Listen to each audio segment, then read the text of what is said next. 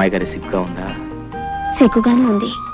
ఈ గదిలో ఒక్కగాను ఉంది. ఓ సింతే కదా, కౌగులిస్తే సిగ్గు పోతుంది, ఆ కిటికీ తలుపులు తెరిస్తే ఒక్క పోతుంది.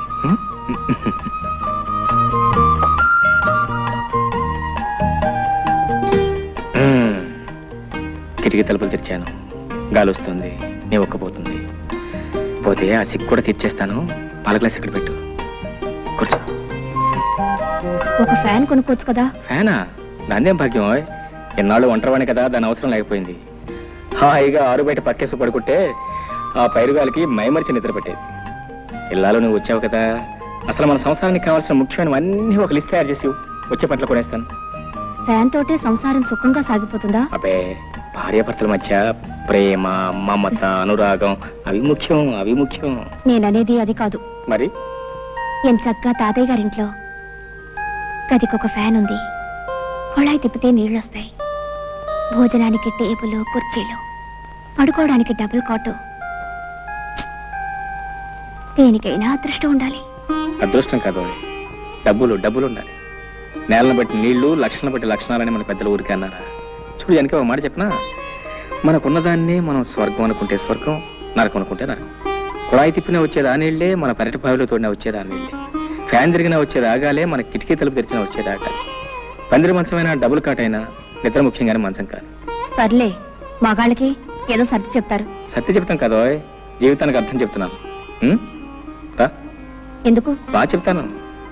ఇటు రావోయ్. చూడు, ఆ చెట్టు కింద నా జంటను చూడు. ఎండొచ్చినా వానొచ్చినా ఆ చెట్టే వాళ్ళకి శరణ్యం, అదే వాళ్ళ మిద్దే, వాళ్ళ మేడ. జానకి, ఓ మాట చెప్పనా, జీవితంలో మనకంటే ఉన్నవాళ్ళని చూసి మనం బాధపడే కంటే, మనకంటే లేని వాళ్ళని చూసి వాళ్ళకంటే మనం ఎంత అదృష్టవంతులమో తెలుసుకుని సంతోషించడం ఎంతో మంచిది. అదే జీవిత సత్యం, అదే జీవితాన్ని అర్థం చేసుకోవటం. అర్థమైందా? నవ్వు నవ్వు.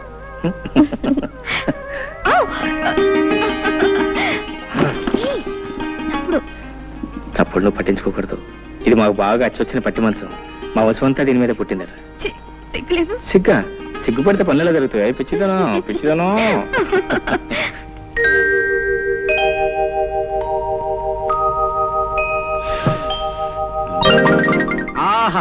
స్వాగతం, సుస్వాగతం. రా.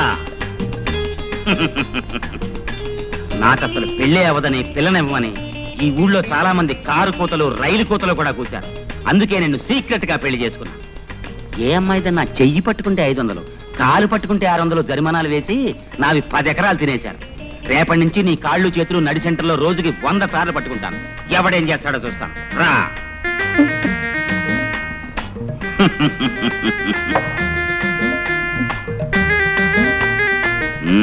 సిగ్గుపడుతున్నావా? బాగా సిగ్గుపడు. ఈ లీలాకృష్ణకి ఆడవాళ్ళని లాలించడం డాల్డాతో పెట్టిన విద్య. శ్రద్ధగా విను. ముందు నేను కౌగలించుకుంటాను. గుబులు గుబులుగా ఉంటుంది, ఏం భయపడకు. ఆ తర్వాత నిన్ను ముద్దు పెట్టుకుంటాను. మత్తు మత్తుగా, గిలి గిలిగా, గుండె దడదడగా ఉంటుంది. కాళ్ళు చేతులు వణుకుతాయి, అయినా భయపడకు. ఆ తర్వాత చెప్పడం కుదరదులే. రెడీ? కౌగలింత. ఇదేం కౌగులింత?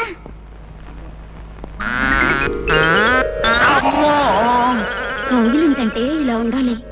ఓర్ నాయనో. సరే, ఇప్పుడు ముద్దు పెట్టుకుంటాను. ఇదే ముద్దు? ముద్దంటే ఇలా ఉండాలి. ఓర్ నాయనో, ఈ దేవుడోయ్, నా కొంప ముంచావు కదే. ఏమే, నీకు ఇవన్నీ ఎవరు నేర్పారో చెప్పు. మా బావ. శ్రీకృష్ణ, నాకు ఏమిటి పరీక్ష? బయటికి పో. నిన్ను మీ బావని సెంటర్ చూసి పడి చేస్తాను. పో. ఏమిటండి కేకలు? బావన తర్వాత ఇట్టంటే ఆటలు ఆడుకోరా? కౌగిలించుకోవటం, ముద్దు పెట్టుకోవటం ఇవన్నీ ఆటల. పాపప్పలే, పాపాత్మురాల. పో. మీ మొహం. చిన్నప్పుడు బావ మరదలు ఆడుకునే బువ్వాలాటలండి. చిన్నప్పుడా? అంటే ఇంతప్పుడా? అమ్మయ్యా, బతికించావు కదే.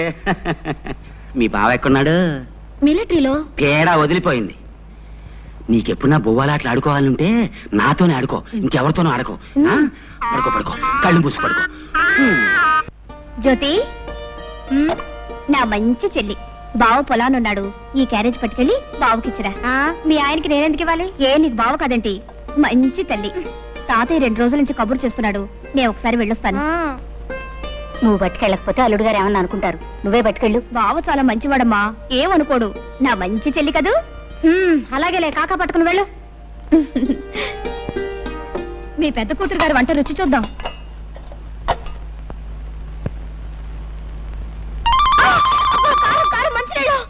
చాలే ఊరుకోవే, మరీ నడమంత్రం. దానికి అసలు వంటే చేతగానట్టు మాట్లాడతావు.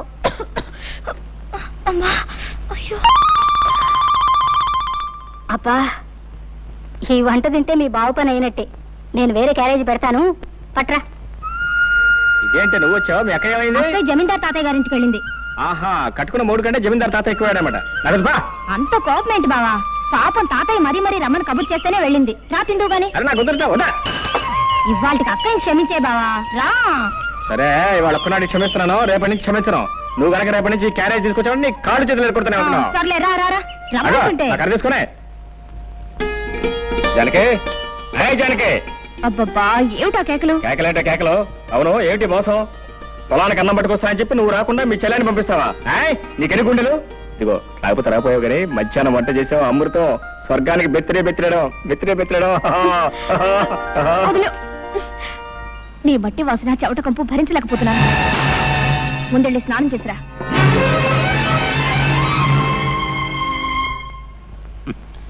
నువ్వు చెప్పినా చెప్పపోయినా నాకంతా తెలుసు మురళి. నువ్వు జానకిని ప్రేమించావు, తప్పులేదు. కానీ వాళ్ళ బాబేదో కొంపలు ముంచుకుపోయినట్టు ఆ జాతి రత్నాన్ని తీసుకెళ్ళి మోటు రత్నాన్ని కట్టబెట్టాడు. ప్రేమించిన ఆడ దొరకపోతే ఎవరికైనా బాధే. మరి అంత మాత్రాన్ని నువ్వు ఇలా మనసు పాడు చేసుకోవటం నాకు బాధగా ఉంది. జరిగింది మర్చిపోవటం అంత తేలిక కాదు. కష్టమే, చాలా కష్టం, నాకు తెలుసు. అందుకే మర్చిపోవటానికి కొన్ని సులువైన పద్ధతులు కనిపెట్టారు మన పెద్దలు. అవును, చరిత్ర తిరగేస్తుడు. పార్వతిని ప్రేమించిన దేవదాస్ ఏం చేశాడు? పార్వతిని మర్చిపోవటానికి మందు కొట్టాడు. అందాక ఎందుకు, ప్రేమ్నగర్ సినిమాలో నాగేశ్వరరావు ఏం చేశాడు?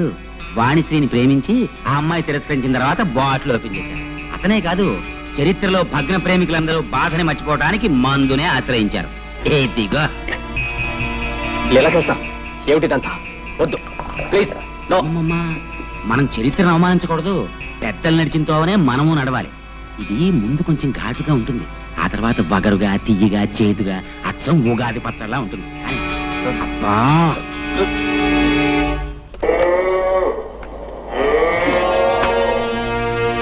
ఏమిటి? గడ్డేశాను, నీళ్లు పెట్టాను, ఇంకేమిటి నీ గోళ? ఉంటే నీ పని చెప్తాను.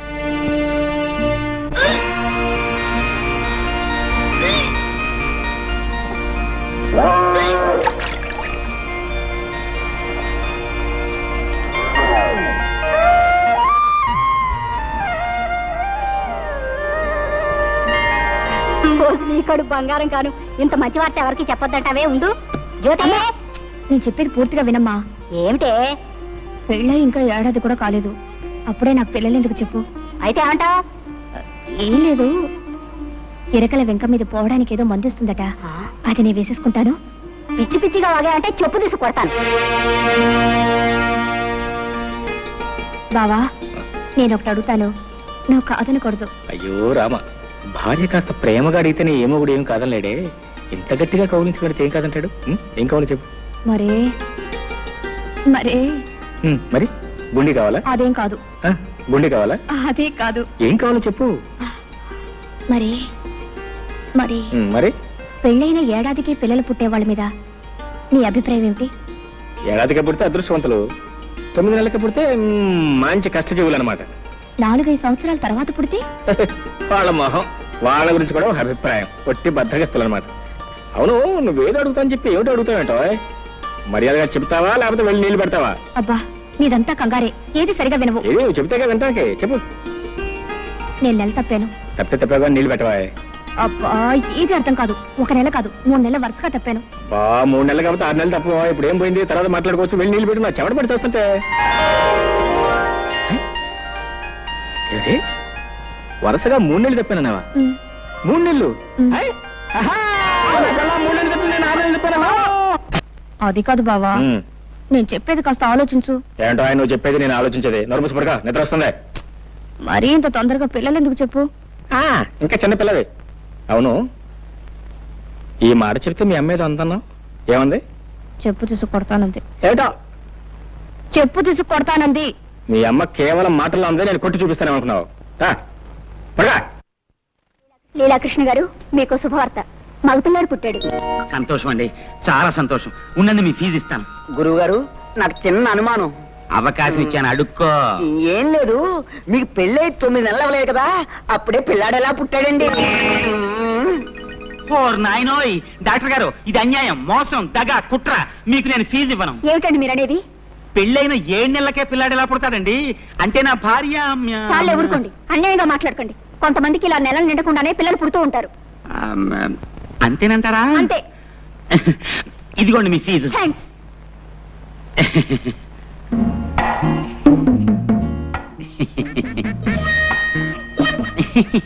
చీ చీ చీ చీ చీ.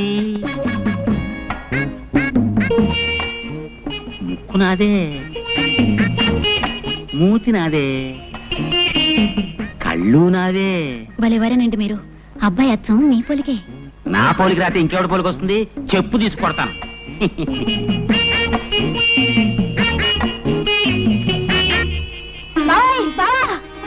ఏంటే ఏంటే ఏంటే? అయ్యో అయ్యో ఏంటే? ఈ మహారాజు గారికి మహాలక్ష్మి పుట్టింది. నా కూతురు పుట్టిందా? ఇదిగో ఈ 100 మంది మీ ఇష్టం వచ్చిన సరదాలు ఏమైనా చేసుకోండి. పోండి, పోండి, పోండి, పోండి, పోండి.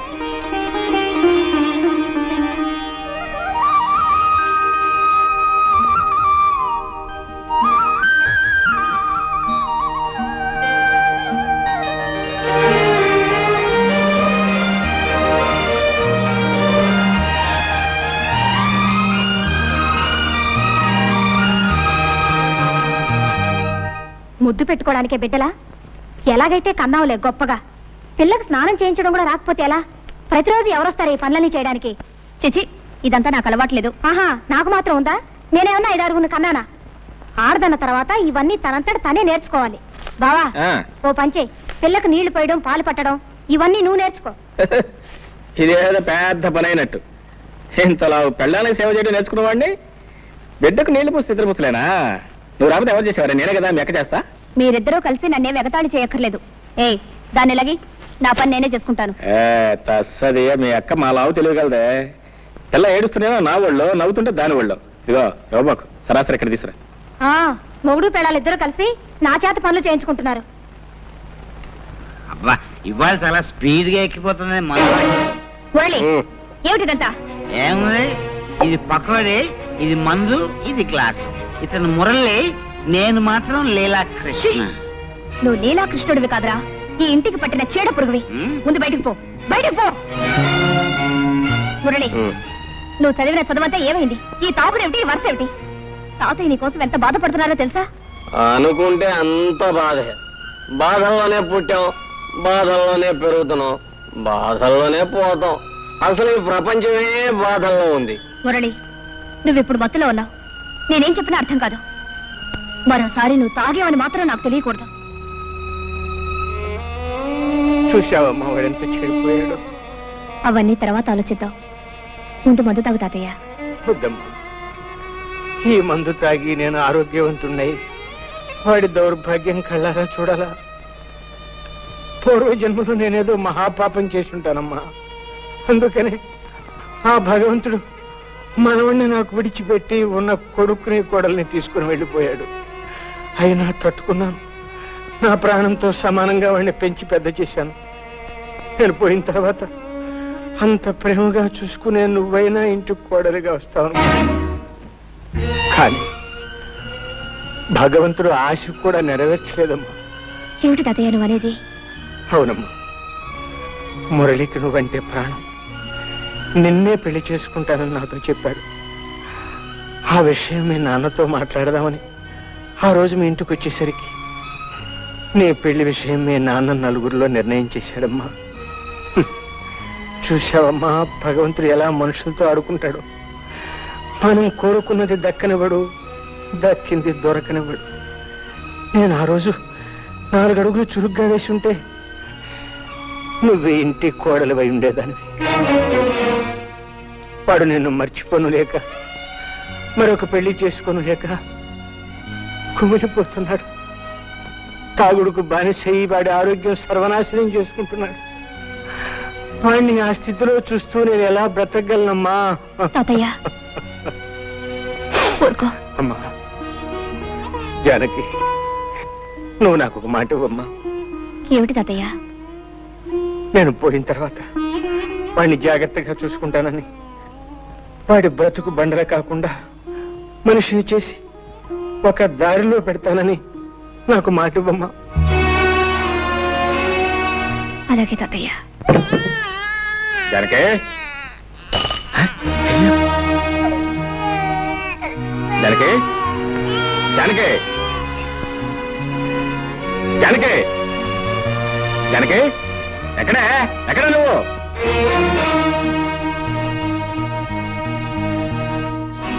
ఎక్కడికి వెళ్ళావు? తాతయ్య గారింటికి వెళ్ళాను. ఈ శనిగ్రహం అప్పుడే లేచిపోయిందా? ఎవరు శనిగ్రహం? ఎవరు శనిగ్రహం? పసిబిడ్డను ఇంట్లో ఒంటరిగా వదిలిపెట్టి పెత్తనాలకు వెళ్ళిన చాలక ఇంకా శనిగ్రహం అంటున్నావు? శనిగ్రహం అని నేను వెళ్ళేటప్పటికి నిద్రపోతుంది. అవును, నువ్వు వెళ్ళేటప్పుడు నిద్రపోతుందని నువ్వు ఇంటికి వచ్చే వరకు నిద్రపోతూనే ఉంటుంది అనుకున్నావా? నేను రావటం కొంచెం ఆలస్యం ఏమైతే తెలుసా? ఉయ్యాలంచి కింద పడేది. ఉయ్యాల్లోంచి కాకపోతే మేడ నుంచి పడ్డానికి మనకి మేడలు లేవుగా. తప్పు చేసిన కాకుండా ఏమిటా పెడసరపు సమాధానం? తాతయ్య కొంట్లో బాలేదు, అవన్నీ సర్దుకొని వచ్చేసరికి ఆలస్యమైంది. తాతయ్య తాతయ్య మాట్లాడితే తాతయ్య ఒకటి దొరికాడు.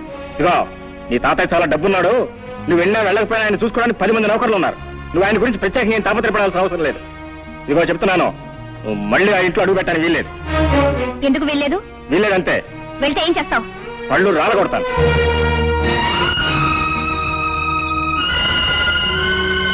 అమ్మా, జానకమ్మ గారు. ఏమిటి రావాలమ్మా ఇలా వచ్చావు? తాతయ్య గారు ఇప్పుడే పోయారమ్మా. తాతయ్య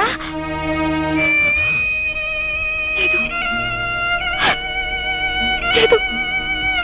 ఏంటి, తాతయ్య గారు పోయారు? అవును బాబు. ఎప్పుడు? ఇప్పుడే. సరే, నువ్వు వెళ్ళి మేము వస్తాం. చూసేద్దాం పద. ఎందుకు? బ్రతికున్న మనిషిని చూడడానికి వెళ్తే పళ్ళు రాలగొడతానన్నావుగా. ఇప్పుడు ఆ శవాన్ని ఆఖరి చూపులు చూడడానికి వెళ్ళాలా? నీ మనసు ఇప్పుడు శాంతించిందా? నేను రాను, నువ్వు వెళ్ళు. నీ కూతురు కాపురం ముచ్చట్లు విన్నావా? ఏమిటండి? అల్లుడి మంచితనం చూసుకుని ఇష్టం వచ్చినట్టు పిచ్చి పిచ్చి వేషాలు వేస్తుందట. ఎవరు చెప్పారు మీకు? మన సంగతులు ఊరందరికీ తెలిసేదాకా మందాక రావు. ఒకసారి వెళ్ళి మందలించిరా. చిచి, వెధవ బ్రతికైపోయింది. ఓ సుఖం లేదు, సంతోషం లేదు. ఈ శనిగ్రహం ఏడుపుతోను మాయగారి వంటతోనూ నా ప్రాణాలు పోతున్నాయి. ఏయ్ నోర్మై, నోర్మై, ఎందుకలా ఏడుస్తున్నావు? ఎందుకు ఏడుస్తున్నావు? నిన్ను కొట్టేనండి చూడు. చాలా సాలేవే బడాయ్. నోరులేని పసిదానికి నీ బెదిరింపులు తెలుస్తాయా? నోరెందుకు లేదు? పెంకులు ఎగిరిపోయేలా ఏడవడానికి పెద్ద నోరేసుకుని మరీ పుట్టింది. శని శని శనిగ్రహం అని. నోర్మై, పసిదాన్ని పట్టుకుని శని శని అంటావు. బుద్ధి లేదు నీకు? ఆడదన్న తర్వాత కాస్త ఓర్పు సహనం ఉండాలి. కానీ అవతల బారేస్తే ఎదుగుతారా? నేను నీలాగే చిరాకు పడి ఉంటే ఇంత దానివి అయ్యేదానివే. నేను దీనిలాగే ఏడ్చుంటే నీకు తెలిసేది. ఏడవలేదే పాపం, పాక పక్క నవ్వుతూ ఉండేదానివి. దీనికంటే ఎక్కువే గొడవ చేసేదానివి. సర్లే, దీనికి పాలు పెట్టి నిద్రపుచ్చుతాను. వంట నాకు వచ్చి తీసుకెళ్ళు. అమ్మయ్యా, రక్షించావు. అమ్మా, సాయంత్రం దాకా తీసుకురాకు. పీడ వదిలింది. జానకమ్మ గారు, వస్తున్నా. జానకమ్మ గారు. ఏమిటి రావుడు ఇలా వచ్చావు? చిన్నబాబు గారి గురించి మీతో చెబుదామని వచ్చానమ్మా. ఏమిటో చెప్పు. పెదబాబు గారు పోయిన కాడి నుంచి చిన్నబాబు గారి పరిస్థితి ఏం బాగులేదమ్మా.